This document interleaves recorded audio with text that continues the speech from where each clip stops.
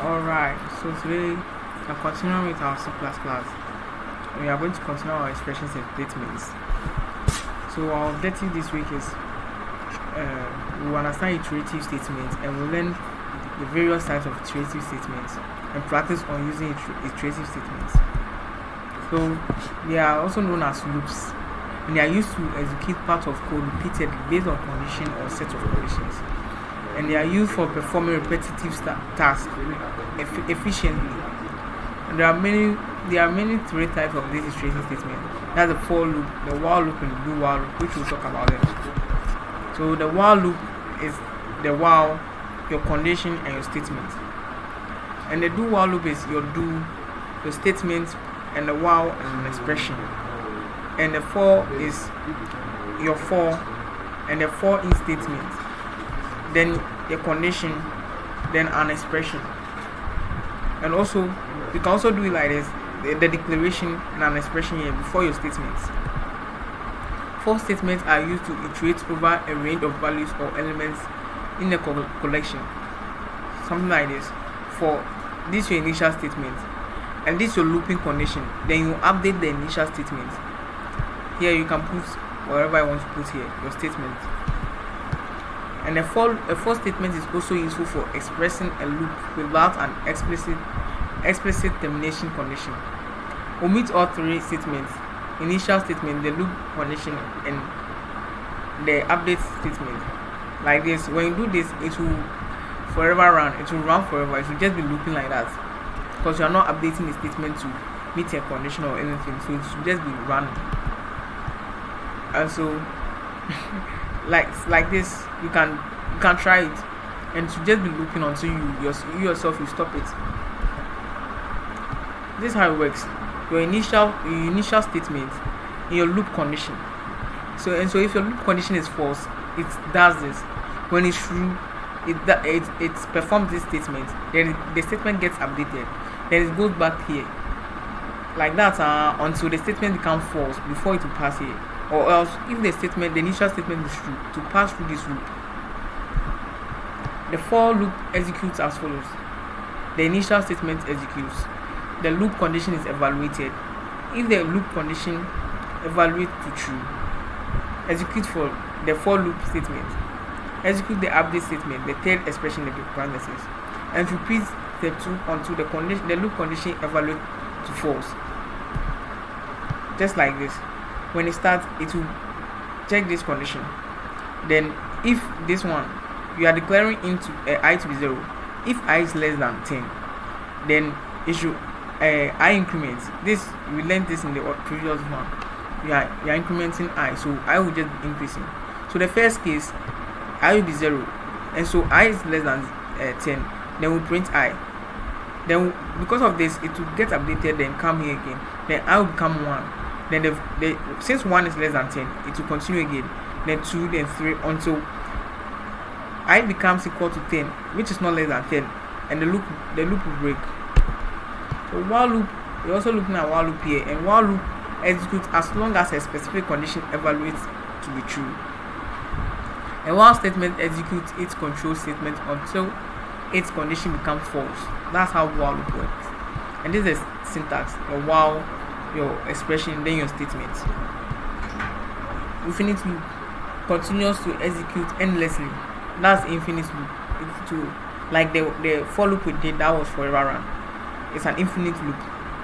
Can be avoided by including statements in the loop body that assure exit condition will eventually be false. So you can put something there that will, if the that will make the loop eventually become false and exit.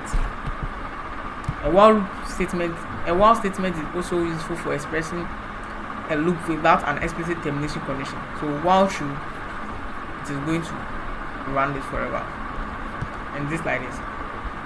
Your expression, if your expression is true, then this statement, or else if the expression is false, then it exits.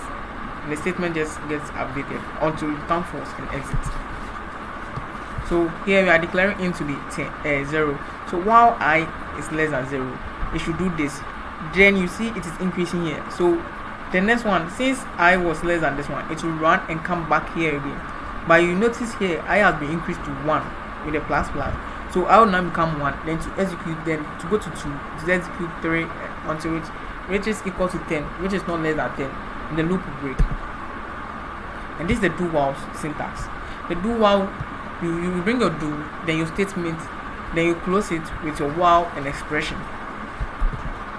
So this is how it works. You start the loop, your statement, and this is your expression. If your expression is true, it goes back here. If your expression is false, then it exits. It's do this and increment while this one is less than 10. So while this one is less than 10, you are doing this. That's how do while works. Exiting from loops. If the condition of an iteration statement, a for, while, or do statement is omitted, the loop will not terminate until the user explicitly exits it by a break, return, or go to. So, or some less obvious way, such as a call of exit. This is an exit function, and a break breaks out of the nearest and closing switch statement or iteration statement. We use a break when we need to leave the loop body in the middle.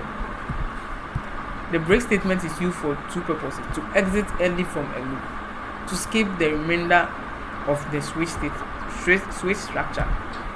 So exiting from loops with breaks is like this. We are using a for loop here. We are telling it I is 0 and I is less than 10. So I plus plus. So we are telling if I gets to 5, it should print search found and should print the I for us. Then it should break.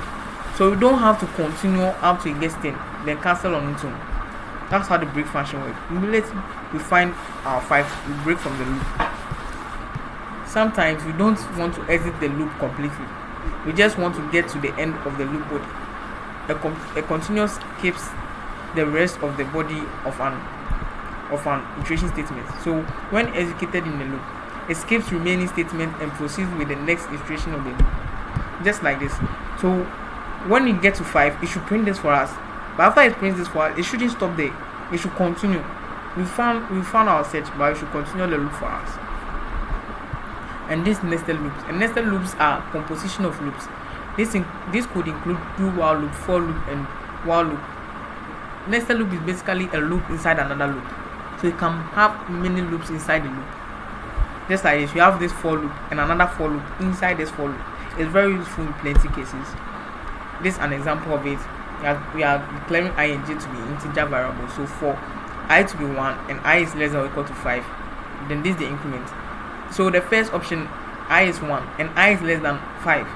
So this, it will come down to execute this, and in the execution of this, we are saying for j is equal to 1 and j is less than or equal to I, then j plus plus, then print this. So here we are saying I is 1, and so since I is less than 5, 1 is less than 5, it will execute this.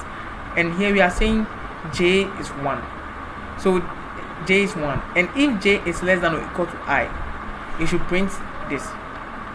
So it will first run j is equal to 1 and 1 is less than or equal to the first loop, which is I is 1, and do j plus plus. So it will print 1 asterisk for the first time, then come back again. It will increment here and j becomes 2, but 2 is not less than or equal to I, so it will break from this and come to the main loop again. And the main loop, I is increasing, so it will become 2. So I is equal to 2 and it's less than or equal to 5. So for j to be, and we'll make j equal to 1 again.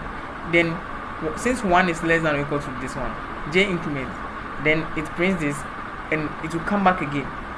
When it comes back again, it is coming as 2, but 2 is less than or equal to I, since the second operation of I is 2. That's how this loop works. And so now, using the knowledge from our week 1 to this week, we are supposed to build a program that integrates arrays, loops, and selection statements. Any idea you could think of. Thank you.